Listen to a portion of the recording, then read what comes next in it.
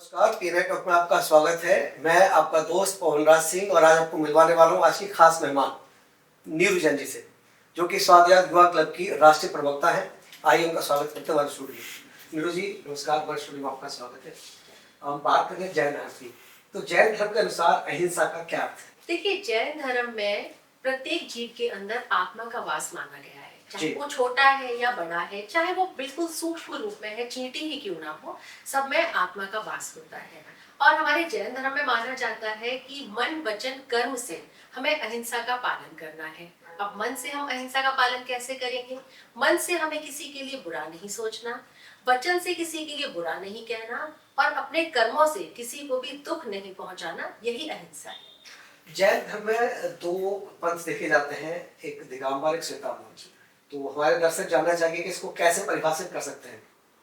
देखिए, दिगंबर और श्वेतांबर जो होते हैं, सभी के मूल में नमोकार मंत्र की पूजा होती है। जी। दिगंबर पंथ जो है उसमें जो हमारे मुनि हैं वो नग्न अवस्था में रहते हैं, और जो श्वेतांबर पंथ है उसमें जो मुनि है वो श्वेत वस्त्र धारण करते हैं।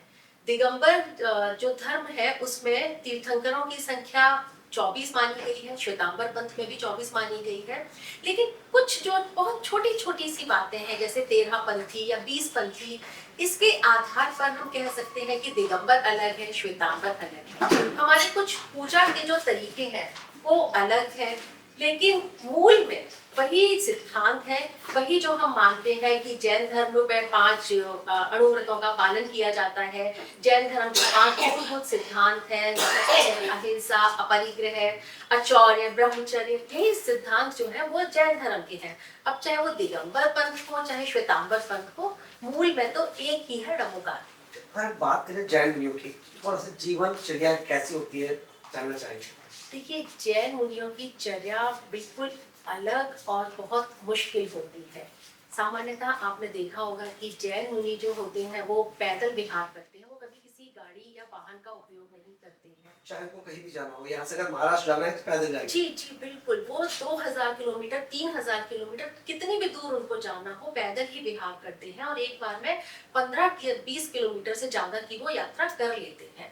साथ ही आपने देखा होगा कि जैन साधु जो होते हैं उनके जो सिर पर बाल हैं वो अपने बालों को अपने हाथ से उखाड़ते हैं। हाँ, मैं जिसे जानना केश चाहता हूँ, लोच केश कहा लोचन जाता कहा है। जाता है। हाँ, बिल्कुल। जी। बड़ा पेनफुल होता है ये। जी जी बिल्कुल, अगर हमारा एक बाल उखड़ जाए हमारे हाथ से तो आप सोचिए हमें कितना दर्द होता है उसमें। और जब जैन साधु जो पंचमुष्टि केश लोच होता है, जो अपने मुट्ठी से अपने हाथ बालों को ऐसे पकड़कर उखाड़ देते हैं, सोचिए कितना दर्द भरा होता होगा। हमारे जैन धर्म में वीतरागता का विशेष महत्व है। हमारे जैन धर्म में कहा जाता है कि परिग्रह को हमें छोड़ना है, हमें वो विलास से आसक्ति को हटाना है। तो हमारे जैन धर्म में माना जाता है कि हमें अपनी आत्मा का कल्याण करना है, शरीर से हमें अपने स्नेह भाव को दूर करना है। तो इसी भावना के वश में जैन मुनि जब पंचमुष्टि केश लोच करते हैं तो उस पीड़ा का अंदाज हमें होता है, मुनियों को भी होता है, लेकिन वो उसको एक तरह से हम कह सकते हैं कि वो एक तरह से उसको नेग्लेक्ट कर देते हैं। और आप देखते हैं कि जैन मुनियों की जो आहारचर्या है वो प्रतिदिन हमारी तरह नहीं भोजन करते कि दिन में 3-4 बार कभी भी कुछ भी खा लिया। उनकी आहारचर्या एक विशेष समय पर होती है, सुबह के समय पर होती है, और उसमें भी उनके विभिन्न प्रकार के त्याग रहते हैं। हम तो बहुत सारे बर्तनों का उपयोग करते हैं कि हमें प्लेट भी चाहिए, गिलास भी चाहिए, चम्मच भी चाहिए, अलग अलग बोल्स भी चाहिए, लेकिन जैन मुनि जो होते हैं वो अपनी आहारचर्या अपने हथेली का पात्र बनाकर इसमें करते हैं, और जो भी वो पात्र में आहार लेंगे उसको वो अपने मुख में ग्रहण करते हैं उसको। साथ ही उनके बहुत सारे त्याग होते हैं, और इसमें एक विशेष बात ये भी होती है कि अगर उनके जो हथेली में जो ग्रास है, अगर उसमें कोई भी बाल आ जाए या उन्हें एक शंका हो जाए कि ये चीज मुझे नहीं लेनी है, तो वो उसी टाइम अपनी हथेली के ग्रास को छोड़ देते हैं, और इसको हम कहते हैं अंतराय हो जाना। अंतराय। जी, और उसके बाद फिर वो भोजन ग्रहण नहीं करते हैं। साथ ही आहारचर्या के लिए जब साधु जाते हैं तो एक विधि होती है हमारे यहाँ पड़गाहन की। पड़गाहन की विधि में ये होता है कि मंदिर से साधु भगवान जी की प्रतिमा के सामने एक नियम लेकर चलते हैं कि आज जब मुझे यह विधि मिलेगी तब मेरा आहार होगा, अन्यथा आज मुझे आहार नहीं करना है। तो उस विधि को श्रावक जानते हैं और कई बार ऐसा भी होता है कि साधु की जो विधि है वो बहुत मुश्किल भी हो जाती है और उनकी विधि पूरी नहीं होती और उस दिन वो निराहार रह क्या जाते जैन मुनि बता के चलते हैं कि आज मेरा ये नियम है, इस नियम के अनुसार मैं भोजन नहीं, करूंगा? ये नियम उनका अपना नियम होता है। जो श्रावक गण होते हैं, जैसे हम जो लोग हैं जैन धर्म के जो अनुयायी हैं जिनके यहाँ पर चौका लगा हुआ है, वो सिर्फ एक अंदाजा लगाते हैं कि आज मुनिश्री की या माता जी की ये विधि हो सकती है, तो उसके अनुसार वो हाथों में फल लेकर या लोटा नारियल लेकर वो खड़े होते हैं या कोई विभिन्न प्रकार के सूखे द्रव्य भी वो लेकर खड़े हो सकते हैं। अब ये डिपेंड करता है कि मुनिश्री की जो चर्या है, जो उनकी विधि है, वो उससे मैच कर रही है या नहीं। जी, ये भी कहा जाता है कि अगर एक 24 घंटे में एक ही बार भोजन करते हैं। जी जी बिल्कुल, 24 घंटे में सिर्फ एक ही बार आहार करते हैं और अगर उसमें अंतराय हो जाता है तो वो बिना आहार के उस दिन रहते हैं। और कई कई बार मुनियों के साथ ऐसा भी होता है कि 3-4 दिन तक उनको आहार नहीं मिल पाता है। उसके पीछे क्या वजह होती है? क्योंकि उनकी विधि पूरी नहीं हो पाती या फिर उनका आहार में अगर अंतराय हो जाता है तो इस कारण उनका आहार उस दिन नहीं होता। मैं आपको बताना चाहूंगी यहाँ पर जो जैन धर्म के पहले तीर्थंकर आदिनाथ भगवान, उनकी विधि जो थी उनको 6 महीने तक विधि नहीं मिली थी और इस तरह से आदिनाथ भगवान 6 महीने तक बिना आहार के रहे थे। अच्छा, दूसरा जैन मुनि क्या शादीशुदा होते हैं या नहीं होते हैं, ऐसा कुछ है क्या? देखिए, या गृहस्थ जीवन के बाद वो बन सकते हैं? हाँ बिल्कुल बिल्कुल कर सकते हैं। मुनि धर्म का पालन करने के लिए सबसे प्रथम जो नियम है वो है ब्रह्मचर्य का पालन। अगर कोई मैरिड है और उनको वैराग्य उत्पन्न हो रहा है तो सबसे पहले उनको ब्रह्मचर्य का व्रत लेना होगा और भी व्रतों का नियमों का पालन करते हुए धीरे धीरे गृहस्थी के जो बंधन है उनसे वो अपने आप को दूर करते जाते हैं। और जब जो उनके गुरु हैं उन्हें लगता है कि हाँ अब इनकी दीक्षा का समय आ गया है, घर गृहस्थी से इनकी आसक्ति पूरी तरह हट चुकी है, दीक्षा के वो योग्य है, फिर भी वो करीब 3 या 4 साल तक उनकी प्रैक्टिस को कंटिन्यू करवाते हैं और उसके बाद जब उन्हें लगता है कि हाँ अब ये दीक्षा के योग्य है तब उनकी दीक्षा होती है।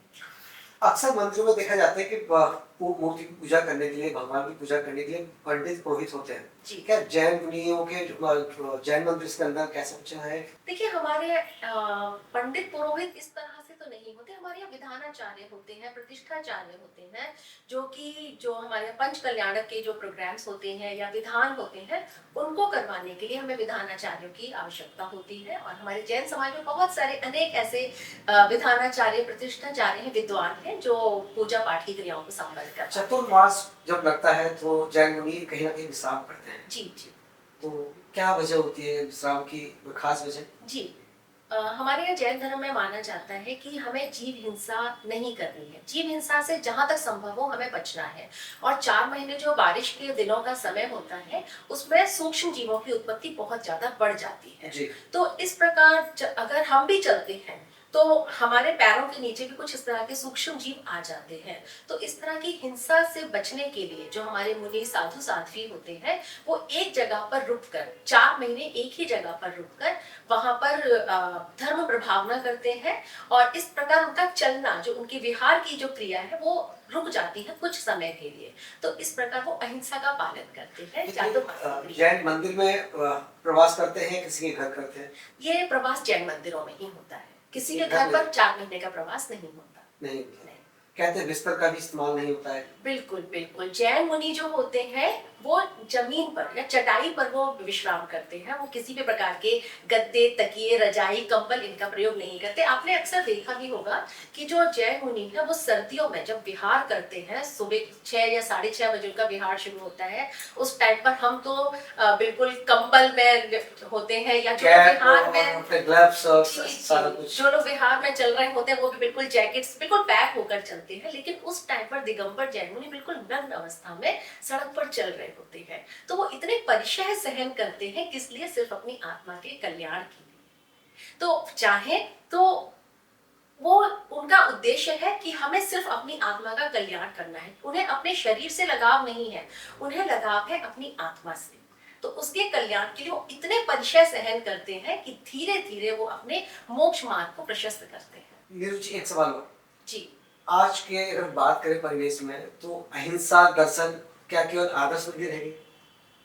नहीं, अहिंसा जो है देखिए वो एक प्रैक्टिस है। किसी काम की हम जितनी ज्यादा प्रैक्टिस करते हैं हम उसके आदी होते जाते हैं। आजकल सोशल मीडिया का जमाना है, आप देख रहे हैं इधर कोई भी पोस्ट आती है तुरंत दूसरी तरफ से प्रतिक्रिया आ जाती है। तो इसमें क्या होता है कि अक्सर मतभेद होते हैं, मनमुटाव हो जाते हैं, लोगों के रिलेशन खराब हो जाते हैं। तो हम अहिंसा की बात कर रहे हैं तो हमें मन से, वचन से और कर्म से अहिंसा नहीं करनी है। अगर हम हर बात पर अपनी प्रतिक्रिया नहीं देंगे, फटाफट हमने ये कहा कि भाई तुमने ये गलत कर दिया, तुम्हें ऐसे नहीं ऐसे करना चाहिए, तो ये हम अहिंसा का पालन नहीं कर रहे हैं। तो हम जितनी ज्यादा प्रैक्टिस कर सकते हैं अहिंसा की वो हमें करनी चाहिए, क्योंकि अहिंसा एक अभ्यास है। मुझे एक कहानी याद आ रही है। एक बहुत बड़े पियानो प्लेयर, उन्होंने उनसे, उनके जो दर्शक थे, उनके जो प्रशंसक थे, उन्होंने एक बार पूछा कि सर आप इतना अच्छा पियानो बजाते हैं, फिर भी आप डेली प्रैक्टिस करते हैं, आपको क्या जरूरत है, आप तो परफेक्ट हो गए। तो जो पियानो प्लेयर था उन्होंने कहा कि अगर मैं एक हफ्ते तक पियानो नहीं बजाऊंगा तो जो मेरे ऑडियंस है उन्हें फर्क पता चलेगा। अगर मैं 2 दिन पियानो नहीं बजाऊंगा तो मेरी पत्नी बता देगी कि तुम्हारे बजाने में ये डिफरेंस आ रहा है। और अगर मैं एक दिन पियानो नहीं बजाऊंगा तो मुझे खुद फर्क पता चलेगा कि आज मेरे पियानो बजाने में ये कमी रह गई है। तो जो ये अभ्यास है वो हमें खुद महसूस करवाता है कि हम कितना अच्छा रिजल्ट दे पा रहे हैं। ठीक यही बात अहिंसा के साथ है। अगर हम डेली अहिंसा का पालन करते हैं तो वो हमारे जीवन का एक अभिन्न अंग बन जाएगी और हमें अलग से उसको याद रखने की या करने की जरूरत नहीं है। नीरू जी, अक्सर देखा जाता है सोशल प्लेटफॉर्म पर जैन समाज से जुड़ी, जैन धर्म से जुड़ी चीजें बहुत सारी प्रकाशित होती रहती, चलती रहती। कैसे माने कि वो सही जानकारी मिल रही है या कहीं ना कहीं भ्रमात्मक है, मिथ्या है, कैसे पता चलेगा? देखिए आजकल क्या हो रहा है कि व्यूज और पब्लिसिटी के लिए कुछ ऐसी भ्रामक जानकारी भी सोशल मीडिया पर आ रही है जो सही नहीं होती है। इस टाइम पर हमें जरूरत होती है सेल्फ अवेयरनेस। कोई भी जानकारी हमें मिल रही है तो हमारा ये फर्ज बनता है कि पहले हम उसकी जांच पड़ताल करें कि वो वाकई सही है या नहीं, या सिर्फ अपने पब्लिसिटी के लिए उसको प्रसारित किया गया है। तो सेल्फ अवेयरनेस भी हमें कैसे आएगी? हम अपने गुरुओं से बात कर सकते हैं। अगर कोई तथ्य हमें बताया जा रहा है, हम अपने शास्त्र पुराणों से उसको टैली कर सकते हैं कि ये बात सही है या नहीं। सिर्फ सेल्फ अवेयरनेस ही है जो हमें इस दुविधा से बचाएगी कि ये जानकारी सही है या नहीं, या हमें इसको आगे बढ़ाना है या नहीं। जैन धर्म के ग्रंथ में शायद रामायण का जिक्र भी है। जी जी लक्ष्मण ने रावण को मारा था। जी जी बिल्कुल। ये क्या कहानी है? क्योंकि रामायण में पढ़ते हैं, वाल्मीकि रामायण में राम ने रावण को मारा, जी जी और जैन धर्म की किताब में पढ़ते हैं तो लक्ष्मण ने रावण को मारा। जी बिल्कुल। देखिए हमारे जैन जो पद्म पुराण है उसके अनुसार लक्ष्मण ने ही रावण का वध किया था, ये बात बिल्कुल सच है। और रामायण, वाल्मीकि की जो रामायण है वो जो हम पढ़ते हैं और हमारे जो जैन ग्रंथों के अनुसार रामायण है उसमें थोड़ा सा अंतर है। हमारे जैन ग्रंथों के अनुसार राम जो है वो भगवान है, पूज्य है, और रावण जो है वो भविष्य के तीर्थंकर माने गए हैं। जो राम थे वो नर थे और वो नारायण थे, और लक्ष्मण जो है वो प्रति नारायण थे। और प्रति नारायण ही इस प्रकार के दानवों का वध कर सकते हैं, ऐसी एक कथा मुझे अभी याद नहीं आ रही है, लेकिन ऐसा कुछ कहा जाता है। तो हमारे पद्म पुराण के अनुसार जो लक्ष्मण ने ही रावण का वध किया था, ये बात बिल्कुल सच है। लिखित में है? जी जी जी बिल्कुल लिखित में है ये। और ये भी बात सच है कि जो रावण है वो भविष्य के तीर्थंकर बनेंगे, और जो सीता जी जो थी वो उनकी गणधर। क्या बनेंगे? गणधर। गणधर जो गणधर होते हैं वो भगवान की दिव्य ध्वनि को लोगों की सामान्य भाषा में समझाते हैं। और जो तीर्थंकरों की ध्वनि होती है, हमारे यहाँ माना जाता है कि तीर्थंकरों को जो केवल ज्ञान हो जाता है तो वो उनके मुख से शब्द उच्चारित नहीं होते हैं, उनकी जो दिव्य ध्वनि होती है वो चारों तरफ फिरती है, और जो गणधर होते हैं वो उस ध्वनि को समझकर बाकी लोगों को समझाते हैं। अच्छा, जैन लोग जब अभिषेक करते हैं तो वो जो वस्त्र धारण करते हैं कहते हैं हम इंद्र का रूप धारण कर रहे हैं, जबकि सनातन धर्म में भगवान माना जाता है इंद्र को और देवताओं का राजा कहा जाता है। तो वहाँ वो जैन धर्म के अनुसार जो इंद्र का वेश धारण करके अभिषेक करते हैं, तो ये कैसे? देखिए हमारे यहाँ जब तीर्थंकर भगवान का जन्म होता है, जब जो जितने हमारे तीर्थंकर भगवान हुए हैं उनका जब जन्म होता था तब स्वर्ग से सौधर्म इंद्र आते थे। ठीक है। सौधर्म इंद्र आते थे, शची इंद्राणी और बहुत सारे देवी देवताओं के साथ है। और वो गाजे बाजे के साथ भगवान को लेकर जाते थे पांडुक शिला पर और 1008 कलशों से उनका अभिषेक करते थे और सारे इंद्र इंद्राणी भी, सारे इंद्र भी करते थे, क्योंकि इंद्राणियों को अभिषेक करने का हक नहीं होता, तो वो भगवान को पालना झुलाती थी और उनके रूप को निखारती थी। क्या महिलाएं अभिषेक नहीं करती हैं? नहीं, हमारे जैन मान्यता के अनुसार महिलाओं को अभिषेक करने का हक नहीं है। अब जो सौधर्म इंद्र उनका अभिषेक करते थे, बहुत ही राजसी ठाट बाट के साथ बहुत खुशियां तक मनाई जाती थी। और अब जब आज हम मंदिरों में अभिषेक कर रहे हैं, तो हम भगवान के प्रतिबिंब का, प्रतिरूप का अभिषेक कर रहे हैं। हमारी भावना तो वही होती है ना कि हम भगवान को पांडुक शिला पर ले जाकर अभिषेक कर रहे हैं। तो जब इतने राजसी ठाट बाट के साथ जब इंद्र, सौधर्म इंद्र लेकर जाते थे भगवान को पांडुक शिला पर, और वही भावना हमने भी अपने मन में धारण की है, तो उसी के अनुसार हमारे वस्त्र होंगे ना, कि मतलब धोती दुपट्टा पहनकर प्लस माला मुकुट लगाकर अगर हम भगवान का अभिषेक कर रहे हैं, तो हमारे अंदर एक अलग खुशी आएगी। हम घर में अपने बच्चों का जन्मदिन मनाते हैं, तो तब भी तो हमारे घर का जो एनवायरनमेंट है वो अलग होता है, सब लोग बहुत अच्छे अच्छे कपड़े पहनते हैं, बिल्कुल बहुत अच्छे से तैयार होते हैं। तो जब हम भगवान का अभिषेक कर रहे हैं, तो उस टाइम पर उसी भाव से करें, उसी भाव से कर रहे हैं, तो उसी भाव के साथ हमें अपने वस्त्रों को धारण करना चाहिए। मुझे महावीर जी जाना हुआ, तो वहाँ देखा कि मूर्तियां दो तरीके से लगी हुई हैं, पीछे है, आगे लगी हुई है। हाँ, उसके पीछे क्या वजह है?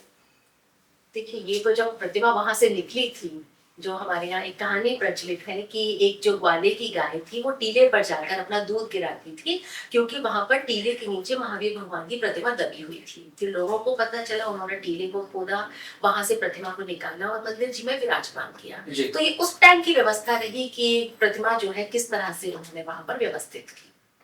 ठीक है, उसके आगे जो मूर्तियां लगाई गई बाद में, ये उस टाइम की व्यवस्था थी, इसके बारे में कुछ भी कहना जो है वो आई थिंक सही नहीं। तो अगर बात करें तीर्थ की, क्या नियम होते हैं जाने के लिए, दर्शन करने के लिए, किस क्या प्रावधान होता है, कैसे लोग जाते हैं मंदिरों में या तीर्थ क्षेत्र? कोई अलग कोई सिस्टम होता है या नॉर्मली कोई भी जब जाना चाहे जा सकता है? देखिए, मंदिरों में जाने के लिए हमारे यहाँ कोई नियम नहीं होते, बस ये कि आपकी भावना शुद्ध होनी चाहिए, शुद्ध वस्त्रों से मंदिर में जाना है। और मंदिर में अगर हम सुबह के टाइम पर जाते हैं, तो हमें अपने साथ में अष्टद्रव्य लेकर जाने होते हैं। अष्टद्रव्य में जो है वो अक्षत और नैवेद्य, दीप, धूप, सूखे फल, जो जैसे बादाम जो होते हैं, साबुत बादाम, वो हम लेकर जाते हैं। हमारे दिगंबर रामदायन में हम जो फ्रूट्स होते हैं, जैसे ये सेब, केले, ये सब हम नहीं चढ़ाते मंदिरों में। सिर्फ हम बहुत ही शुद्ध भावों के साथ अष्टद्रव्य लेकर जाते हैं। मंदिर जी में हमें कोई भी चमड़े की चीज जो होती है, बेल्ट आदि, बेल्ट है या पर्स है, ये हमें लेकर नहीं जानी होती। और साथ ही हम लेदर शूज भी नहीं पहनकर जाते हैं। मंदिर के बाहर ही व्यवस्था होती है कि वहां पर आपको अपने फुटवेयर उतारने हैं। वहां पर फिर आप हाथ और पैर धोकर मंदिर के अंदर प्रवेश करते हैं। मंदिर में प्रवेश करने का भी हमारे एक तरीका होता है कि जब हम मंदिर के अंदर जा रहे हैं, तो हम निस्सही निस्सही निस्सही बोलते हुए जाते हैं। इसका क्या अर्थ हुआ? निस्सही निस्सही का अर्थ है कि हम भगवान के दर्शनों के लिए जा रहे हैं, हमारे भाव शुद्ध है और हमें भगवान के दर्शन अच्छे से प्राप्त हो। उसके बाद जब हम मंदिर जाते हैं, भगवान के आगे जाकर हम शीश नवाते हैं, और हम जब भगवान की प्रतिमा को देखते हुए दर्शन करते हैं, तब हमारे मन में ये भाव होता है कि हे प्रभु, जैसा आपका रूप है, जिन गुणों के कारण आप यहाँ पर विराजमान हुए हैं, वैसे ही गुण हमारे अंदर आए। हम प्रभु का गुणानुवाद करते हैं। उस टाइम पर हम ओकार मंत्र बोलते हैं और भगवान का गुणानुवाद करते हुए उनके दर्शन करते हैं। जैन धर्म के अंदर शांति धारा का बहुत महत्व है जी, इसके बारे में थोड़ा सा बताइए। देखिए, बिल्कुल, हमारे अभिषेक और शांति धारा जो है वो भगवान की सुबह के टाइम पर नियमित रूप से की जाती है। प्रतिदिन? जी जी, प्रतिदिन सुबह का समय होता है जब अभिषेक और शांति धारा की जाती है। शांति धारा जो है वो अभिषेक का ही एक वृहत रूप है। और जो शांति धारा की जाती है वो इस उद्देश्य से होती है कि इस संसार में सभी जीव सुखी रहे। क्या जैन समाज के लोग एक दूसरे से बहुत ज्यादा जुड़े रहते हैं, और मेरे ख्याल से राजस्व भी काफी ज्यादा जैन समाज देता है जी, कैसे देखते हो आप इसको? देखिए, जैन समाज जो है वो संपन्न समाज है, और सबसे बड़ी बात है कि आपने भी देखा और सुना होगा कि जैन समाज ने हमेशा दिया है, लिया कुछ भी नहीं है। जैसे आपने राजस्व की बात की, तो सबसे ज्यादा जो रेवेन्यू है वो जैन समाज के लोग देते हैं। आज इस बात को सभी लोग जानते हैं। जैन समाज के लोग आपस में एक दूसरे से बहुत ज्यादा जुड़े हुए हैं। इसका कारण ये है कि बचपन से ही जैन परिवारों में ये संस्कार रहे हैं कि हमें मंदिर जाना है। बिना मंदिर के हम लोगों का शायद ही कभी कोई दिन गुजरा हो। अगर मैं अपने बचपन की बात करती हूँ, तो जब से मैंने होश संभाला है, मुझे याद है कि मैंने प्रतिदिन देव दर्शन किए हैं, मंदिर जाना हमेशा हुआ है। तो जब हम मंदिर जाते हैं, लोगों से मिलते हैं, समाज के और लोग वहां पर आते हैं, तो एक कनेक्शन बन जाता है और लोगों के आपस में एक हेल्दी रिलेशन डेवलप होते हैं। तो इस तरह से लोग आपस में एक दूसरे से जुड़ जाते हैं।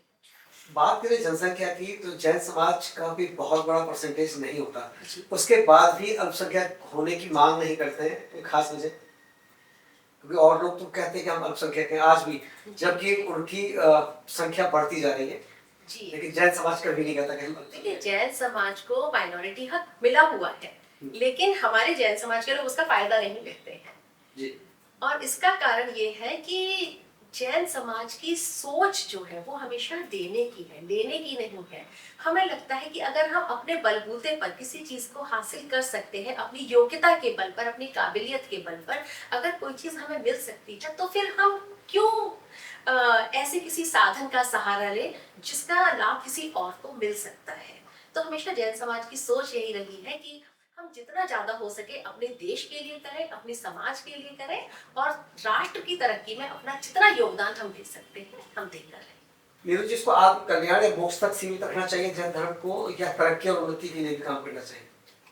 बिल्कुल, देखिए, जैन समाज के जो लोग हैं वो अपने बाल्यावस्था के संस्कारों के चलते अपना तो कल्याण कर ही रहे हैं, और साथ ही साथ वो देश के लिए भी बहुत सोचते हैं, अपने समाज के उत्थान के लिए भी काफी हद तक वो सोचते हैं। आज आप देखेंगे कि बहुत सारे काम ऐसे हैं जो जैन समाज के द्वारा किए जा रहे हैं, चाहे वो अपने समाज के लेवल पर कर रहे हैं या राष्ट्र के लेवल पर। हमारी ऐसी बहुत सारी संस्थाएं हैं जो राष्ट्रीय स्तर पर भी काम कर रही हैं। तो जैन समाज सिर्फ ऐसा नहीं है कि अपने उत्थान के लिए सोचता है, साथ में वो अपने देश के लिए भी सोच रहा है, और विश्व के कल्याण के लिए भी जैन समाज की भावना भरपूर है, और उस क्षेत्र में वो काम भी कर रहे हैं। नीरू जी, जैन धर्म की बात चल रही है तो कंटिन्यू करते हुए एक चीज और जानना चाहेंगे, जो जैन धर्म के सिद्धांत है उनको नई जनरेशन के हिसाब से, उनकी भाषा के हिसाब से परोसने की प्रस्तुत करने की जरूरत है? बिल्कुल, ये बहुत अच्छा प्रश्न किया है आपने। जो नई पीढ़ी है वो पुराने सिद्धांतों को उस भाषा में नहीं समझ पा रही है जिस भाषा में वो बताए या लिखे गए हैं। जी। तो आज जरूरत है कि नई जनरेशन को उनके हिसाब से समझाने की। तो आजकल तो अभी देखिए सोशल मीडिया का जमाना है, तो हम डिजिटल प्लेटफॉर्म्स का उपयोग कर सकते हैं, अलग अलग स्टोरीज के माध्यम से अलग अलग एग्जाम्पल्स देकर अपनी जनरेशन को हम उन सिद्धांतों को समझा सकते हैं उन्हीं की भाषा में, जो उनको समझ आए और वो यंग जनरेशन उसको फॉलो कर सके। तो ये दायित्व किसका बनता है? कौन ये- लेगा इसका बीड़ा, कौन उठाएगा? देखिए, अगर मैं बिल्कुल सही सही शब्दों में कहूँ तो ये काम आप भी कर सकते हैं क्योंकि ये आपका न्यूज चैनल है, तो आप इसको प्रमोट कर सकते हैं। जैन धर्म के सिद्धांतों को, बहुत सारी ऐसी स्टोरीज हैं जो कि हम अपने बच्चों को अगर एक वीडियो के माध्यम से दिखाएं तो बच्चों को अच्छे से समझ में आएगी।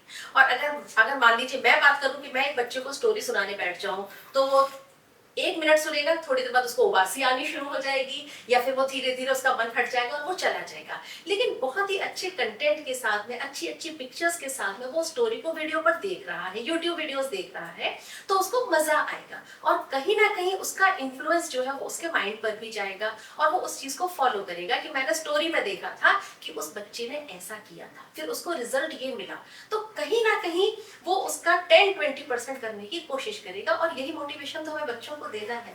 देखिए, हम बात करते हैं 3 M's की। 3M क्या है? 3M है मोटिवेशन, माइंडसेट और मैनेजमेंट। तो ये जो क्वालिटीज हैं ये हमें अपने बच्चों में डेवलप करनी है। तो आज की जनरेशन को हम कैसे सिखाएंगे? अगर वो ऐसी कोई वीडियो देखते हैं जिससे उनका अच्छा माइंडसेट हो, जिससे उनको मैनेजमेंट करना आए, और तीसरी बात उनको मोटिवेशन मिले। तो जब मोटिवेशन मिल रहा है तो बच्चे ऑब्वियसली कुछ ना कुछ अपनी लाइफ में अच्छा करके दिखाएंगे। आज के बच्चे या युवा पीढ़ी, एक तो शिक्षा का इतना लोड है उनके ऊपर, जी फिर शिक्षा पूरी होती है फिर कैरियर के लिए भागना शुरू कर देते हैं। जी। तो उनको काम टाइम कहाँ मिल रहा है? देखिए, आजकल जो टाइम है ना, आपने देखा कि कोरोना के टाइम से एक नई चीज शुरू होगी, ऑनलाइन क्लासेस। जी।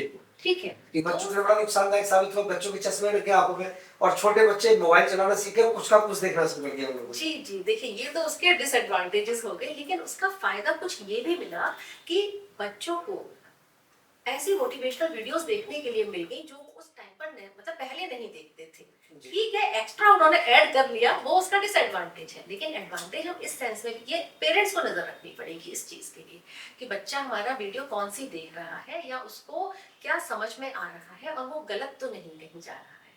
तो जो हम वीडियोस की बात कर रहे थे कि अगर वो मोटिवेशनल वीडियोस देखता है तो ऑब्वियसली उसके माइंड पर भी वैसा ही इम्पैक्ट आएगा। और अगर वो कुछ अलग तरह की वीडियोस देख रहा है, कुछ नेगेटिव सीख रहा है, मार धाड़ की देख रहा है या वायलेंस सीख रहा है, तो ये मतलब कहीं ना कहीं इसमें पेरेंट्स का भी फॉल्ट रहेगा कि वो बच्चे को उतना टाइम नहीं दे पा रहे हैं। बच्चों पेरेंट्स की बात कर रहे हैं कि उनका दायित्व बनता है, तो आजकल बच्चों को कुछ कहना भी बड़ा गुनाह हो जाता है। एक जमाना था कि बच्चों को टीचर्स भी पीटते थे और पेरेंट्स भी पीटते थे, जी तो और आज बच्चों को उंगली लगाना भी बड़ा गुनाह होता है। तो कैसे मुश्किल कर सकते हैं उसको समस्या का जी, समाधान? एक जोक याद आ गया। वो कहते हैं ना कि अदरक को जितना कूटा जाता है उतना अच्छा रस निकलता है। तो पुराने जमाने में जो कुटाई है वो बहुत अच्छे से होती थी, अब नहीं होती है। अब नहीं होती है। तो ये जो उसका खामियाजा है ना, वो आज हम देख रहे हैं। आज के टाइम पर देखिए, हम बच्चों को बहुत स्ट्रिक्ट वे में डांट भी नहीं सकते हैं। बिल्कुल मारना तो दूर गलत की कदम बात उठाते है। हैं। हाँ, मारना तो दूर की बात है। तो इसलिए पेरेंट्स को भी बदलना पड़ रहा है। बच्चे तो जैसे हैं इस जनरेशन के हैं ही।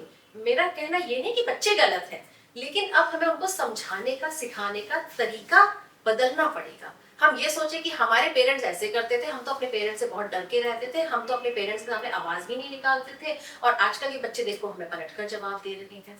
वो जमाना कुछ और था, अब ये जमाना कुछ और है। नीरू जी, जैन धर्म में त्याग का बड़ा विशेष महत्व है, जी ठीक है? इसको कैसे एक्सप्लेन कर सकते हैं, बताइए थोड़ा सा। देखिए, जैन धर्म में त्याग का विशेष महत्व है। और अभी जैसे अभी हमने अपरिग्रह की बात की थी। अपरिग्रह का अर्थ है कि आवश्यकता से अधिक वस्तुओं का हमें संचय नहीं करना है। जी। साथ ही अगर हम अपने डेली रूटीन में खाने पीने की आदतों की बात करें, तो बहुत सारी चीजें ऐसी हैं जिनको ग्रहण किए बिना भी हमारा काम चल सकता है। हम बात करते हैं अगर शाकाहार की, तो शाकाहार जो है वो पूरी तरह से धर्म पर बेस्ड ना होकर उसका एक साइंटिफिक कारण भी है। देखिए, अगर हम शाकाहारी खाना खाते हैं या शाकाहार भोजन ग्रहण करते हैं, तो इससे क्या होता है कि हमारा शरीर भी हेल्दी रहता है, हम बहुत सारी बीमारियों से भी दूर रहते हैं। साथ ही अगर हम साइंस की बात करें तो शाकाहारी भोजन में कार्बन एमिशन बहुत कम होता है। साथ ही एनर्जी भी सेव होती है, पानी भी सेव होता है। तो बहुत सारे कारण ऐसे हैं जो हमें कहते हैं कि शाकाहारी जीवन हमें अपनाना है। हम त्याग की बात करते हैं, तो जिन वस्तुओं की हमें जरूरत ही नहीं है उनका हमें त्याग कर देना चाहिए। हमारे जैन धर्म में रात्रि भोजन निषेध बताया जाता है। इसका छूटने के बाद भोजन नहीं किया जाता है। जी जी बिल्कुल, सूर्यास्त के बाद हम भोजन इसलिए निषेध बताया गया है जैन धर्म में, क्योंकि ऐसा माना जाता है कि सूर्यास्त के बाद में जो सूक्ष्म जीव होते हैं, माइक्रो ऑर्गेनिज्म जो होते हैं, उनकी उत्पत्ति बढ़ जाती है। सूर्य की रोशनी में वो उत्पन्न नहीं होते हैं, जी। लेकिन जैसे ही सूर्य छुप जाता है वो पैदा होने शुरू हो जाते हैं। तो इसीलिए हमारे यहाँ कहा जाता है कि दिन ढलने से पहले पहले अगर हम भोजन कर रहे हैं तो हम एक प्रकार की अहिंसा से बच सकते हैं। तो ये हमारे जैन धर्म में त्याग का महत्व है। यही वजह है कि पानी भी छान कर पिया जाता है। जी जी बिल्कुल, क्योंकि पानी की एक बूंद में सहस्त्रों सूक्ष्म जीव बताए गए हैं, इसलिए हमारे यहाँ कहते हैं कि पानी छान कर पीना चाहिए। अच्छा नीरू जी, एक अंतिम सवाल करना चाहूंगा कि आगे की आपकी भविष्य की क्या योजना है? देखिए, हमारा जो उद्देश्य है, अगर मैं जैन समाज की एक छोटी सी सेविका होने के नाते कहूँ, तो हमारा जो उद्देश्य है वो है कि हमें अपने जैन समाज के उत्थान के लिए काम करना है। जी। साथ ही साथ हमें देश के लिए भी सोचना है, और साथ ही हमारी जो आज की यंग जनरेशन है, जो हमारा कुछ संस्कारों से दूर जा रही है, जिसके लिए हायर स्टडीज ज्यादा मैटर करती है बजाय अपने परिवार के, तो हमें यंग जनरेशन को फैमिली वैल्यूज सिखानी है, समझानी है, और उनके संस्कारों को भी बढ़ाना है। उन्हें उन्हें अपने ग्रैंड पेरेंट्स के बारे में हमें समझाना है कि हमारे लिए रिश्ते नातों का आखिर क्या महत्व है। हमें उन्हें समझाना है कि भावनात्मक रिश्ते क्या होते हैं, किस प्रकार से हमें लोगों के साथ में रिश्ते बनाकर रखने चाहिए, और हमें अपने अच्छे भविष्य के लिए तो वो काम कर ही रहे हैं, साथ ही हमें उन्हें ये समझाना है कि फैमिली जो है वो बहुत मैटर करती है। आपको लोगों के साथ अच्छे रिलेशन बनाकर रखने हैं, और अपनी समाज के लिए, अपने देश के लिए जितना ज्यादा आप काम कर सकते हैं करना है। नीरू जी, समाज के लिए कुछ संदेश आपकी कविताओं के माध्यम से या फिर शब्दों के माध्यम से क्या कहना चाहेंगे? जी बिल्कुल, मैं कहना चाहूंगी सभी दर्शकों को कि मुश्किलों से भाग जाना आसान होता है, हर लम्हा जिंदगी का इम्तिहान होता है। डरने वालों को कुछ नहीं मिलता जहां में, पर लड़ने वालों के कदमों में आसमान होता है। वाह, बहुत बहुत सुंदर लाइनें लिखी हैं आपने। ये आपकी लिखी हुई है? जी मेरी लिखी हुई नहीं है, ये किसी लेखक लेकिन की लिखी आप- है, मुझे आपने- अभी याद आ गई। लेकिन आपने चुनी है तो बहुत अच्छी लाइनें हैं और दर्शकों को पसंद आई होगी। नीरू जी, आपका बहुत बहुत धन्यवाद कीमती समय देने के लिए, और आपने इतनी अच्छी जानकारियां शेयर की जैन धर्म से जुड़ी हुई, हमारे दर्शकों को अच्छी लगी होगी। और दर्शक से कहना चाहूंगा, देखते रहिए PNI टॉप।